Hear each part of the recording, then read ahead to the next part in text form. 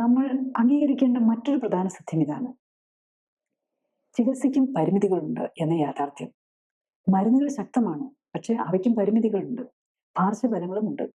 മരുന്നുകൾക്ക് B P നിയന്ത്രിക്കാൻ കഴിയും, ഗ്ലൂക്കോസ് കുറയ്ക്കാൻ കഴിയും, അസിഡിറ്റി പരിഹരിക്കാൻ കഴിയും, വേദന കുറയ്ക്കാൻ കഴിയും, തൈറോയിഡിനെ സഹായിക്കാൻ കഴിയും, ഇൻഫ്ലമേഷൻ നിയന്ത്രിക്കാൻ കഴിയും, അത്യാഹിതങ്ങളിൽ നിങ്ങളുടെ ജീവൻ രക്ഷിക്കാൻ കഴിയും.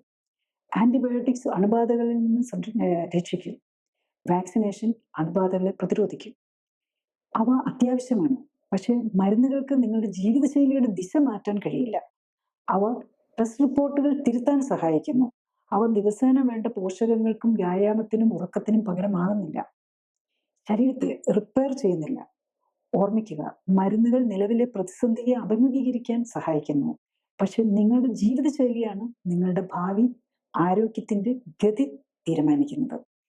മരുന്നുകൾ ശത്രുവല്ല, അവ പിന്തുണയാണ്. ശരീരം ബുദ്ധിമുട്ടുമ്പോൾ സ്ഥിരത നിലനിർത്താൻ അവ സഹായിക്കുന്നു. കൂടുതൽ അറിയാൻ ലിങ്ക് ക്ലിക്ക് ചെയ്യുക. കൂടുതൽ വീഡിയോകൾക്കായി സബ്സ്ക്രൈബ് ബട്ടൺ അമർത്തുക.